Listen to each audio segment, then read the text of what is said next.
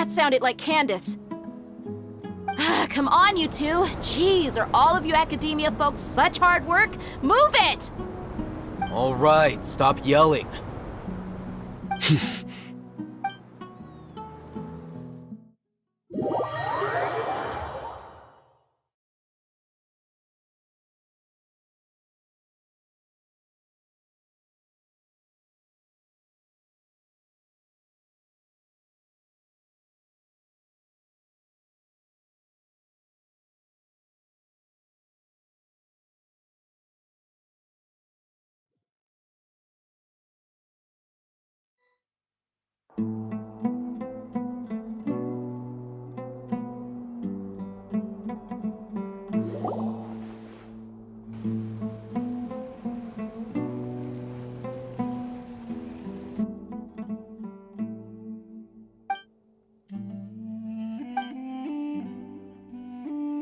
Well, this is pretty awkward.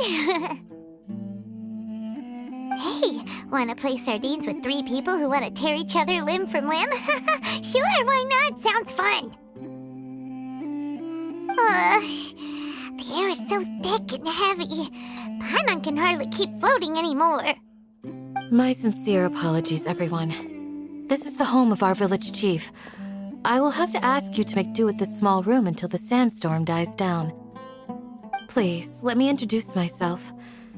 I am Candace, protector of Aru Village. Our savior has come at last! Nice to meet you, Candace. The name's Paimon. Thank you so much for helping us. There's no need to thank me. It's only right to help each other when the weather gets rough. Wow, she's so gentle and caring, like a nice older sister. Unlike those guys over there. All right, now that we're all better acquainted, we should return to the topic at hand. As a guardian charged with the responsibility to protect my fellow villagers from harm, I was observing your conflict from afar, even before the sandstorm started. And now that you have set foot within our village itself, it is all the more my responsibility to make absolutely sure that you pose no threat whatsoever to us. So please, have an honest and sincere conversation with one another and put your hostile feelings to rest. If anyone dares to start anything again while they are under this roof, I will not hesitate to send them out for some quality time with the creatures of the sandstorm.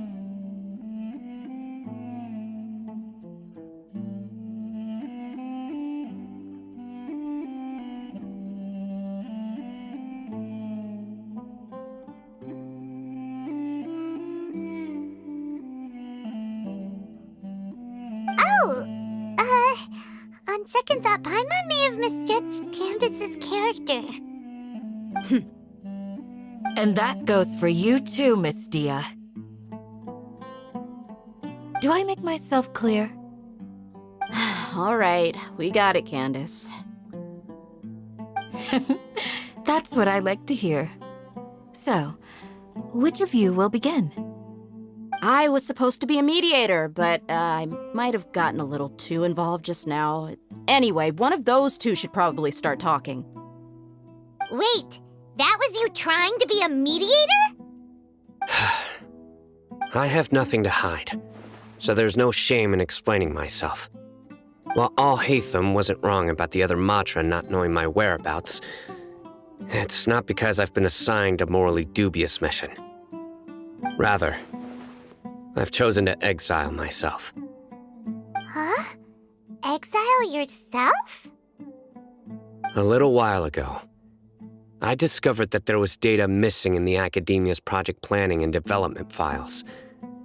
What little they did report clearly did not match the project's actual progress.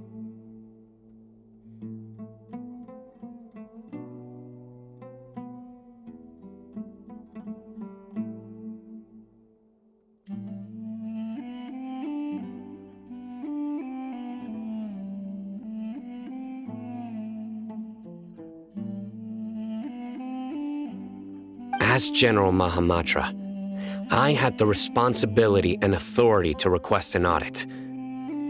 However, To my surprise, the person responsible for the erroneous data. I tried to investigate the issue myself before submitting a formal audit request, but I soon found that all leads and potential pieces of incriminating evidence were carefully concealed from me. I began to realize that they were cautious of me from the very beginning.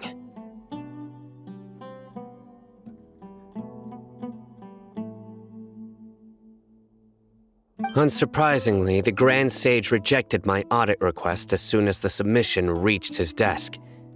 He even said to me,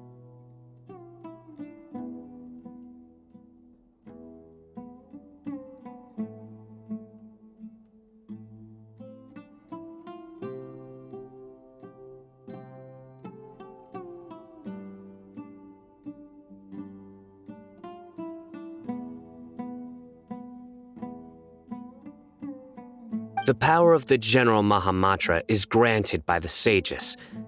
You have no right to judge us." So they really are up to no good. I realized then that to the Grand Sage, the Matra are nothing more than tools for the sages to assert and maintain their control over knowledge. The vows that we took, the principles that we strive to uphold, they are meaningless to the academia of today. I believed it would be wise to flee the academia before the sages had a chance to take action against me. This way, they can no longer see nor predict my actions. I will never give up on this investigation. There's no need for someone else to give me power or authority. Once I find the truth, I will administer judgment by my own name. Sino seems to have the same goal as us. We're all investigating the sages. Plus, now that he's no longer the General Mahamatra, he somehow feels a lot less scary. Well, Sino, if that's your story, then why did you see Alhaitham as a target? When I was investigating the matter in the academia, I overheard a conversation between Alhaitham and a sage. The sages asked you to investigate a blonde-haired traveler. Do you dispute this, Alhaitham? What? Like many parts of the project, this assignment was undocumented. Now throw in your suspicious behavior with the Divine Knowledge Capsule, and I think we deserve an explanation. Yes. I was indeed tasked with investigating the Traveler. Alhaitham! After all, the promised reward was so great that hardly any scholar could have refused. The sage told me, once you've completed this assignment, A most enticing offer. Unfortunately, those academics don't know me at all. Their words contained one key piece of information, namely that divine knowledge indeed exists. That gave me all I needed to know. From my perspective, the sages are far from trustworthy. Think about it. Isn't it a little strange they're so willing to share divine knowledge with anyone, even as a reward? So, I began my own investigation following the lead of the Divine Knowledge Capsule. In the end, I realized my wisdom in committing to this rather than collaborating with the sages. Had I been less guarded, I probably would have ended up like that Ain al-Ahmar mercenary, incapable of remaining sane for long enough to hold a conversation. You mean that the sages originally planned to dispose of you, using one of those capsules that drive people insane?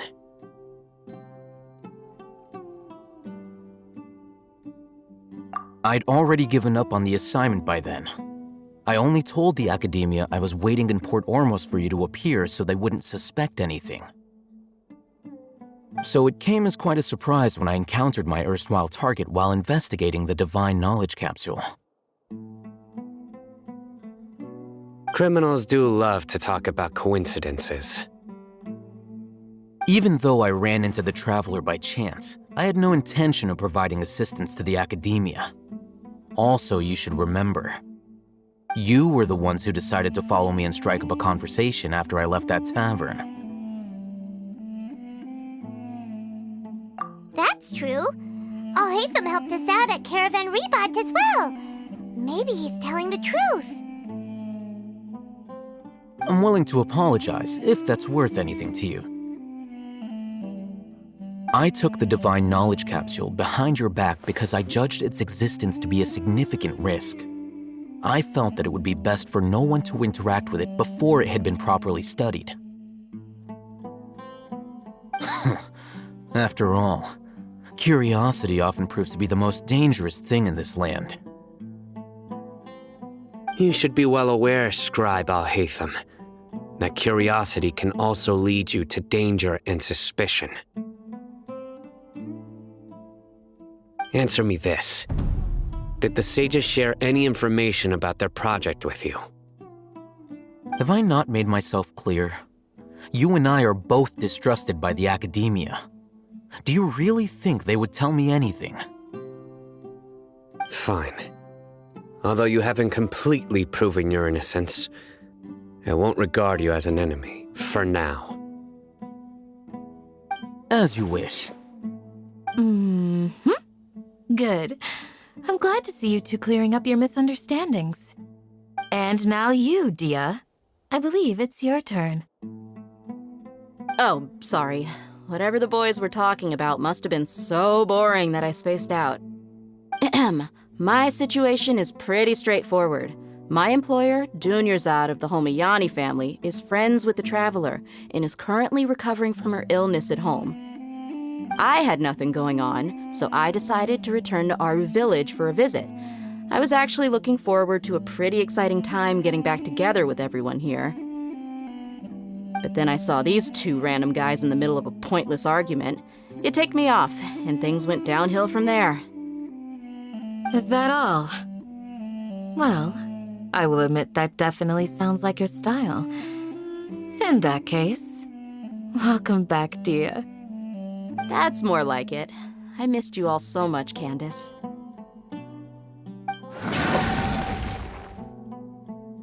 Whoa! What was that sound? No need to worry. Now that you're no longer at each other's throats, please make yourselves at home. I'll take a quick trip outside to clear out some of those creatures in the sandstorm. Creatures? In the sandstorm? Are you sure you don't want some backup? Fighting in a sandstorm is not for the faint-hearted. Anyone without extensive training in these conditions is at a disadvantage. You needn't worry. Yeah, just leave him to Candace. Don't worry, she's as tough as they come.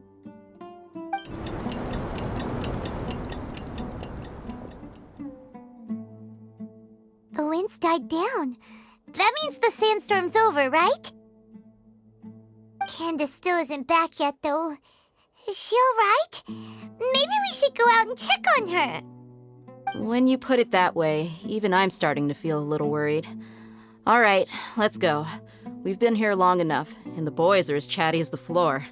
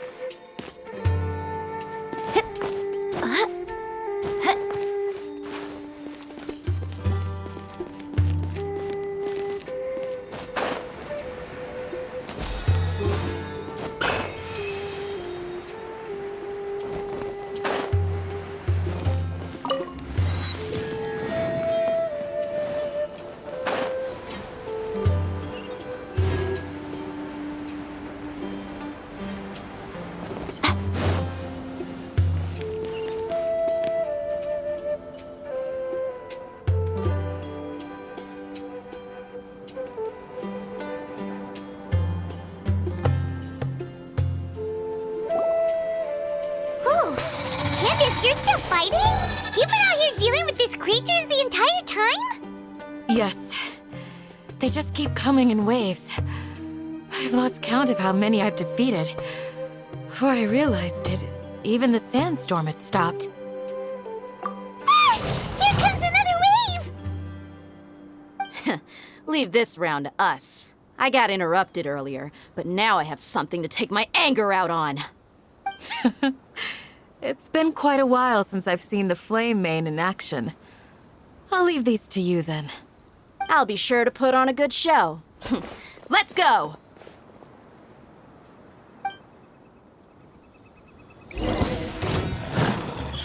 Emerge. Right now.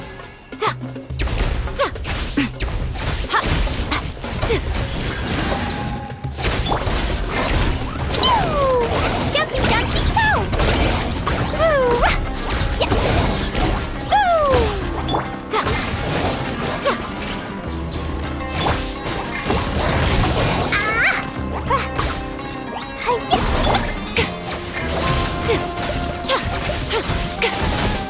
Emerge. Right now.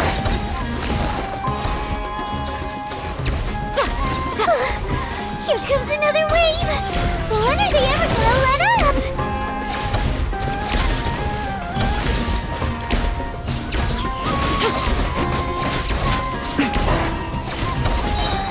Nothing lasts forever.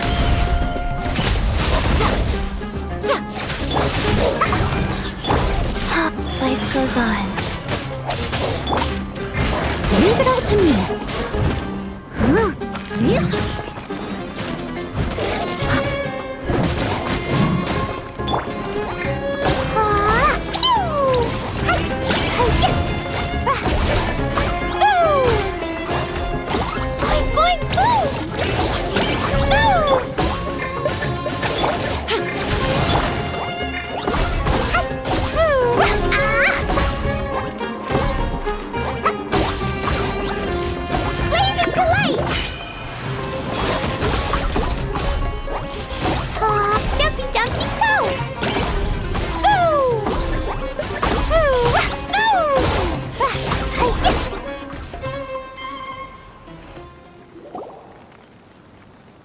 The creatures stopped appearing. Was that the last of them?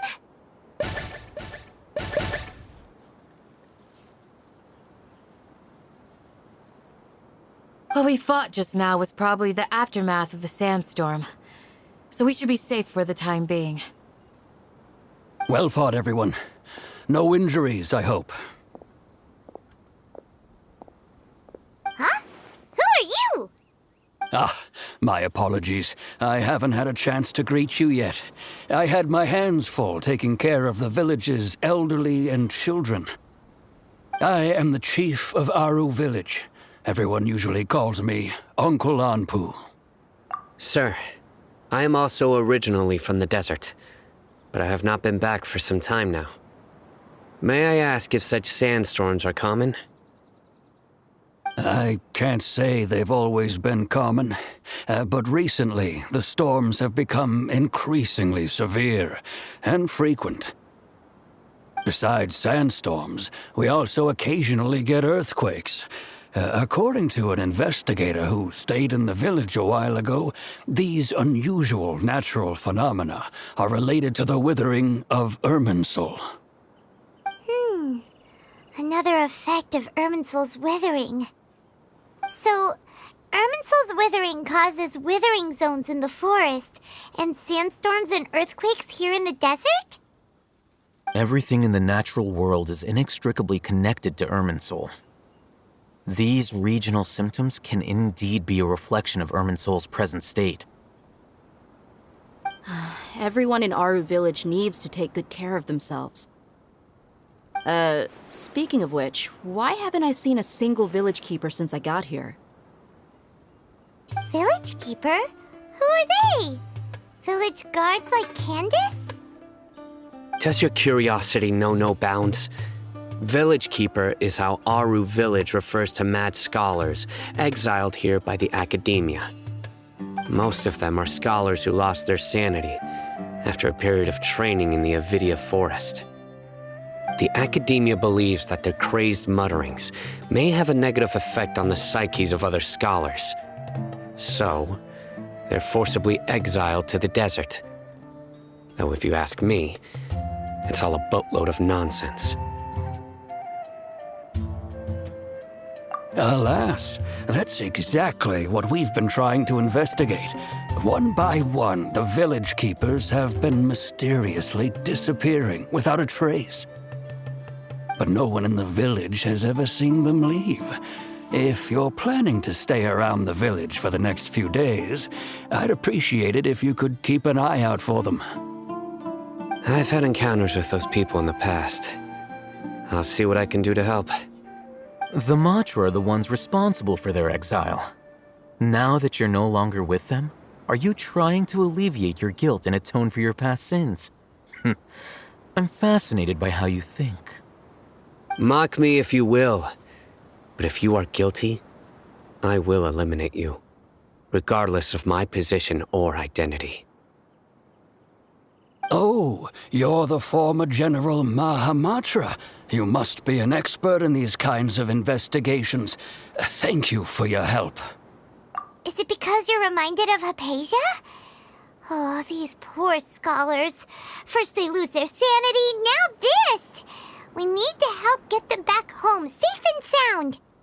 But, is it really a good idea to tag along with Sino?